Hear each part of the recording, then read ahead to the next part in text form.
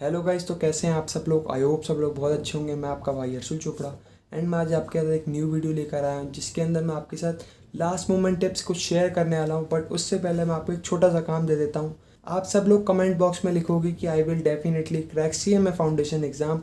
तो मुझे पता है तुम सब लोग ये सारा काम कर दोगे, तो फटाफट कमेंट कर दो, ठीक है। तो इस वीडियो के अंदर मैं आपके साथ कुछ लास्ट मोमेंट टिप्स शेयर करने वाला हूँ, जो कल के एग्ज़ाम के लिए बहुत ज़्यादा यूज़फुल है। तो वीडियो को बिल्कुल भी मिस मत करना, बिल्कुल एंड तक देखना, बहुत ज़्यादा हेल्प होगी। तो चलो स्टार्ट करता हूँ। बट उससे पहले अभी तक आपने मेरे चैनल को सब्सक्राइब नहीं किया तो जल्दी से बेल आइकन को प्रेस कर दो, चैनल को सब्सक्राइब कर दो। एंड सेकंड, अभी तक आपने मेरे टेलीग्राम ग्रुप को भी ज्वाइन नहीं किया तो मैंने उसका लिंक भी डिस्क्रिप्शन में दे रखा है, तो जल्दी से आप उसे भी ज्वाइन कर लें, बिकॉज उसके अंदर मैं आपके छोटे मोटे doubts hand to hand clear कर देता हूँ। तो चलो स्टार्ट करता हूँ। तो देखो, सबसे पहला पॉइंट तो यही है, अपने तीनों डॉक्यूमेंट्स, आपका Aadhaar card, admit card, identity card, तीनों डॉक्यूमेंट्स अभी रखो, हैंड टू हैंड अभी रखना है। बिकॉज क्या होता है, कल जब आप जल्दबाजी में एग्जाम से निकलने लगे होगे, तो अगर अभी नहीं रखे होंगे तो कल क्या होगा, एक दो डॉक्यूमेंट्स भूल जाओगे घर पे ही, फिर वहाँ से लौट के आना पड़ेगा, तो वो और ज़्यादा पैनिक सिचुएशन हो जाएगी। तो इसीलिए मैं जो भी बोल रहा हूँ, इस वीडियो को ख़त्म होते ही तुम्हें तीनों चीज़ें कलेक्ट करनी है, तीनों डॉक्यूमेंट्स अपने पास रखने हैं। और मैं डॉक्यूमेंट्स में एक चीज़ और बोलूँगा, एडमिट कार्ड, आधार कार्ड और जो आपका आइडेंटिटी कार्ड है। तो जो आपका आधार कार्ड है, इसमें मैं दोनों चीज़ें बोलूँगा, आप ओरिजिनल भी ले जाना और आप अपनी फ़ोटो कॉपी भी ले जाना। जो वहाँ पर एक्सेप्ट करें वो उन्हें दे देना। एडमिट कार्ड की भी फ़ोटो कॉपी आपको अपने पास रखनी है और ऐसी सेम आइडेंटिटी कार्ड की भी कॉपी रखनी है।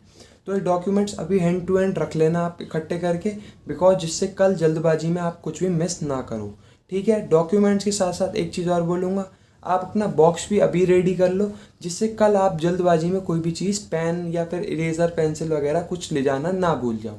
बिकॉज वहाँ पर आप किसी से मांग नहीं सकते, मांगोगे तो वो चीटिंग का इल्ज़ाम आपके ऊपर लगा सकते हैं। तो हमें ऐसी कोई भी गलती नहीं करनी। तो इसीलिए आप अपना पेंसिल बॉक्स पूरा तैयार कर लो, वो भी कैसा, ट्रांसपेरेंट बॉक्स में, ठीक है। बिल्कुल रेडी कर लो, कल किस चीज़ की ज़रूरत है, किस चीज़ की नहीं, सब चीज़ें उसमें रख लो। अब चलता हूँ नेक्स्ट पॉइंट के ऊपर है, वो है OMR शीट। देखो, OMR शीट में आपने कोई भी गलती नहीं करनी है, बिकॉज OMR शीट में गलती करोगे तो कॉपी चेक नहीं होगी, तो जितनी भी नॉलेज थी, जो आप पास होना चाहते थे, वो सब बिगड़ जाएगा। तो OMR शीट में कोई भी गलती नहीं करनी। मैंने एक प्रॉपरली वीडियो बना रखी है OMR शीट को किस तरीके से फिल करना है प्रॉपरली। तो अगर आपने वो वीडियो नहीं देखी तो फटाफट मेरे चैनल पे जाके वो वीडियो देख लेना इस वीडियो ख़त्म होने के बाद, बिकॉज उसमें मैंने बिल्कुल क्लियरली बताया आपको कैसे सब चीज़ें फिल करनी है, बिल्कुल डिटेल में। तो उसे देख लेना। तो OMR शीट में भी आपको कोई गलती नहीं करनी, सुकून से 10-15 मिनट लेने हैं, जिससे सारी डिटेल आप बिल्कुल सही सही भरो, कोई भी उसमें गलती ना करो। बिकॉज OMR में गलती होते ही आपकी कॉपी चेक नहीं होगी, वो आगे ही नहीं बढ़ेगी। तो जो आपकी इतनी 100% तैयारी थी वो भी बिगड़ जाएगी उससे। तो इसीलिए बोल रहा हूँ, OMR में कोई भी गलती नहीं करनी, सुकून से OMR में टाइम लेना है, सारी जो डिटेल है बिल्कुल सही सही लिखनी है, उसमें किसी भी तरीके की गलती नहीं करनी। बिकॉज देखो, तुम ये समझो, अगर कोई भी गलती करते हो तो तुम ये नहीं कह सकते कि मेरे को एक और OMR दे दो, मुझसे इसमें गलती हो गई। वो जो गलती हो गई तो वो हो गई, अब कुछ नहीं कर सकते। तो इसलिए हमें बाद में परेशानी ना हो, इसलिए सुकून से पूरा टाइम लेना है, जिससे 1% भी हमसे कोई गलती ना हो। एंड अब बात करूँ नेक्स्ट पॉइंट की, तो वही है कि आपको एग्जाम से 15 मिनट पहले रीडिंग का टाइम मिलेगा। तो इस पॉइंट में बच्चे बहुत सारी गलती करेंगे, वो उस 15 मिनट में क्वेश्चन सॉल्व करने लगेंगे, पेपर में ही मतलब टिक कर रहे हैं आंसर निकाल निकाल के। ये सबसे बड़ी गलती है। बिकॉज देखो, क्वेश्चन सॉल्व करने के लिए 2 घंटे हैं, पहली वाली शिफ्ट में 10 to 12 और दूसरी वाली शिफ्ट में 2 to 4। तो क्वेश्चन सॉल्व करने के लिए तो प्रॉपरली भाई 2 घंटे हैं, वो तुम्हें रीडिंग के लिए मिला है। तो रीडिंग को किस तरीके से मैनेज करना है वो सुनो। देखो, रीडिंग में जो भी क्वेश्चन आते जा रहे हैं उसको तुमने 4 पार्ट्स में डिवाइड करना है। पहला वो पार्ट जो तुम्हें क्वेश्चन आते हैं, जिसमें बहुत कम टाइम लगेगा। दूसरा वो क्वेश्चन जो कि तुम्हें आते हैं बट उसमें थोड़ा ज़्यादा टाइम लगेगा। तीसरा वो जो कि तुम्हें आते भी नहीं भी आते, मतलब कन्फ्यूजन है उसमें कि यार हो भी सकता है ये ऑप्शन हो सकता है कि यार ये दूसरा वाला भी ऑप्शन ठीक लग रहा है, तो उसमें कन्फ्यूजन है, वो तीसरे क्वेश्चन। चौथा जो आपको आता ही नहीं है, तो आपको सबके ऊपर अपनी मार्किंग कर लेनी है इसी 4 पार्ट्स के हिसाब से, कौन सा आता है जिसमें कम टाइम, कौन सा आता है जिसमें ज़्यादा टाइम। तो इन सब के अकॉर्डिंग सबको वहाँ पे आपको कुछ मार्क कर लेना है, जिससे आपको क्लियरली पता चले इन चारों पार्ट्स के अकॉर्डिंग। इससे क्या होगा, आपकी प्लानिंग हो जाएगी पूरी, सबसे पहले किसको अटैम्प्ट करना है, उसके बाद किसको अटैम्प्ट करना है। तो आपको बाकी बच्चों की तरह ये गलती नहीं करनी कि उस 15 मिनट में सॉल्व करने लग जाओ। उस 15 मिनट में प्लानिंग करनी इसी तरीके जैसे बताया, प्रॉपर मार्क बना लेना, जिससे आपको क्लियरली पता चले कि अच्छे पहला पार्ट है, ये दूसरा, तीसरा, चौथा, ठीक है। तो इस तरीके से करोगे तो एग्ज़ाम में वो 15 मिनट को पूरे यूटिलाइज़ करोगे और 2 घंटे जो है ना उसमें तुम फटाफट अपना पेपर कंप्लीट कर लोगे, बिकॉज तुमने सारी चीज़ें पहले डिसाइड कर ली, किससे पहले, उसके बाद किसको, उसके बाद कौन सा। तो ये तुम्हारी बहुत हेल्प करेगा। जो 15 मिनट में जो मैंने सारी चीज़ें बताई हैं, तो तुम्हें बिल्कुल गलती नहीं करनी, 15 मिनट को अच्छे से इसी तरीके से यूटिलाइज़ करने हैं। अब देखो बात करूँ नेक्स्ट पॉइंट की, तो वो ये है कि घर से टाइम से निकलना है, कोई भी जल्दबाजी नहीं करनी। बिकॉज अगर तुम घर से टाइम से नहीं निकले तो पहले तो 15 मिनट रीडिंग के गए, और ये जो 15 मिनट रीडिंग के हैं वो तुम्हारे 2 घंटे के अंदर इंटरप्ट करेंगे, मतलब उसमें से कुछ टाइम तुम्हारा खाएंगे। तो तुम्हें गलती बिल्कुल नहीं करनी, सुकून से जाना है, जिससे कोई भी पैनिक सिचुएशन ना हो। प्रॉपर 15 मिनट मिले और तुम पूरी चीज़ें मैनेज कर पाओ।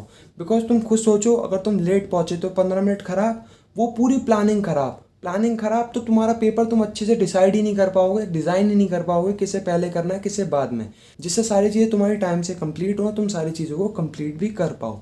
तो ये बिल्कुल भी गलती नहीं करनी, बिल्कुल टाइम से पहुंचना है। और मैं इस पॉइंट में एक चीज़ और बताऊं कि अगर बाई चांस आप लेट हो जाते हो, जो मैं नहीं चाहता कोई भी लेट हो, और आपको होना भी नहीं है, अगर बाई चांस कोई लेट हो भी जाता है तो भाई 30 मिनट से ज़्यादा लेट मत होना।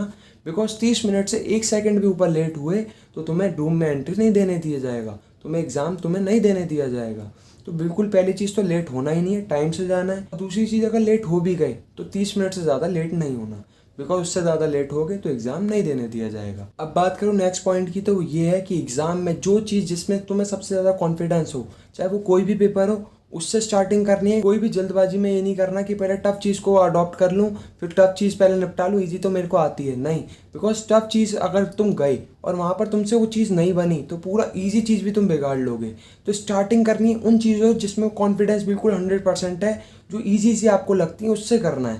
बिकॉज ईजी से स्टार्टिंग करोगे तो कॉन्फिडेंस टॉप पे होगा, जिससे टफ चीज़ भी तुम्हारा कुछ नहीं उखाड़ पाएगी। तो बिल्कुल भी ये गलती नहीं करनी, जिसमें आपका 100% कॉन्फिडेंस है उस चीज़ को पहले करना है, बजाय टफ चीज़ पे जाने की। तो इस चीज़ का भी ध्यान रखना। इसमें मैं एक चीज़ और बोलूँगा, मैथ्स एंड स्टैट्स में पर्टिकुलर बोलूँगा, मैथ्स एंड स्टैट्स में मैथ्स के ऊपर मत जाना सबसे पहले, चाहे आप मैथ्स वाले स्टूडेंट हो चाहे नहीं हो। बिकॉज देखो मैथ्स थोड़ी ट्रिकी आती है as comparison to stats, because stats बहुत इजी है भाई, 11th-12th में सब नहीं पढ़ी है, चाहे वो मैथ्स वाला हो चाहे नॉन मैथ्स वाला हो। तो इसीलिए बोल रहा हूँ इस पेपर के अंदर कोई गलती नहीं करनी, स्टार्टिंग स्टैट्स से ही करनी है। बिकॉज स्टैट्स आपका कॉन्फिडेंस बहुत बूस्टअप करेगा, जिससे आपकी मैथ्स में भी हेल्प होगी। बिकॉज मैथ्स में अगर कुछ उल्टा सीधा आता है तो स्टैट्स ऑलरेडी स्ट्रांग होगी, तो मैथ्स कुछ नहीं उखाड़ पाएगी और तुम मैथ्स का उखाड़ दोगे। इस तरीके से अगर करोगे स्टैट्स को पहले तो स्टैट्स वाले पेपर में और मैथ्स वाले पेपर में ध्यान रखना है इस बात को। अब बात करता हूँ नेक्स्ट पॉइंट की, तो वो ये है कि तुम्हें एग्ज़ाम में सबसे पहले 30 क्वेश्चन को टारगेट करना है। बिकॉज तुम्हें पता है कि एक क्वेश्चन 2 मार्क्स का है, तो सबसे पहले 30 क्वेश्चन को टारगेट करना है। 30 × 2 60 मार्क्स तुम्हारी जेब में, 60 मार्क्स तुम्हारी जेब में, तो तुम रिस्क से बाहर हो, ठीक है। तो सबसे पहले टारगेट होना चाहिए 30 क्वेश्चन के ऊपर, कि मुझे सबसे पहले उन्हें बिल्कुल करेक्ट करना है, बाकी जो मैं करूँ वो मेरे लिए बोनस है।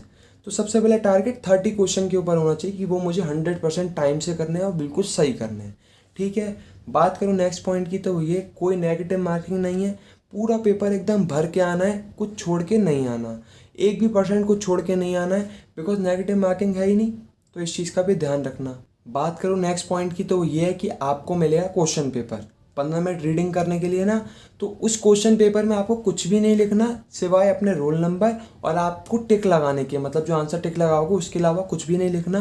बिकॉज उसके अंदर कुछ भी लिखोगे तो वो अलाउड नहीं है, तुम्हारे लिए प्रॉब्लम वहाँ पर क्रिएट हो जाएगी। तो जो भी सॉल्यूशन करने हैं वो रफ पेपर पर करने हैं, जब रफ पेपर मिलेंगे तो पेपर पर भी कोई जोश जोश में आके सारे बुलेट पॉइंट्स या कुछ फॉर्मूले वगैरह कुछ नहीं लिखना। पेपर को बिल्कुल नीट एंड क्लीन रखना है। उस पर 2 चीज़ें लिखनी है, क्या, रोल नंबर और आंसर टिक कर सकते हो जो आपको करेक्ट लग रहा है वो, उसके अलावा कुछ भी पेन नहीं चलाना। बात करूँ लास्ट सबसे मोस्ट इंपॉर्टेंट पॉइंट की, तो वो ये है कोई भी फ़ोन, लैपटॉप, स्मार्ट वॉच कुछ नहीं लेके जाना, और साइंटिफिक कैलकुलेटर भी ये भी नहीं लेके जाना। कोई भी स्टडी नोट्स, आपके पास एक्स्ट्रा पेपर रफ वर्क के लिए आपको घर से कुछ नहीं लेके जाना, ना कोई स्टडी नोट्स ना चिट्स, कुछ भी नहीं लेके जाना।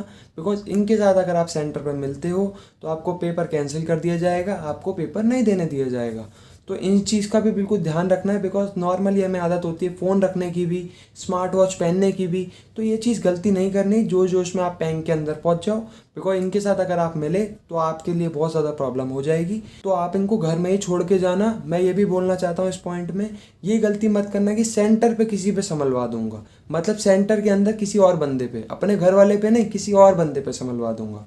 बिकॉज सेंटर पे अगर कोई भी चीज़ खोती है तो सेंटर की कोई रिस्पॉन्सिबिलिटी नहीं है, इंस्टीट्यूट की कोई रिस्पॉन्सिबिलिटी नहीं है, उसकी आपकी जिम्मेदारी है। कुछ भी खोता है उसके लिए आप ही जिम्मेदार होंगे। तो इस चीज़ का ध्यान रखना, कुछ भी नहीं लेके जाना है।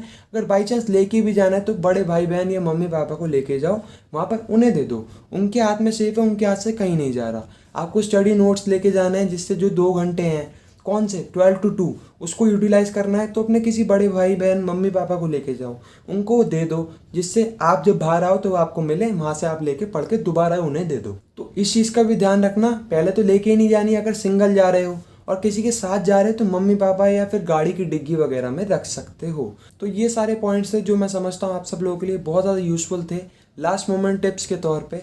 तो आई होप आपको सारी चीज़ समझ आई होंगी। तो अगर आप लोगों के लिए वीडियो यूज़फुल रही है तो जल्दी से वीडियो को लाइक कर दे, कमेंट कर दे, शेयर कर दें, चैनल को सब्सक्राइब कर दें। Thank you so much.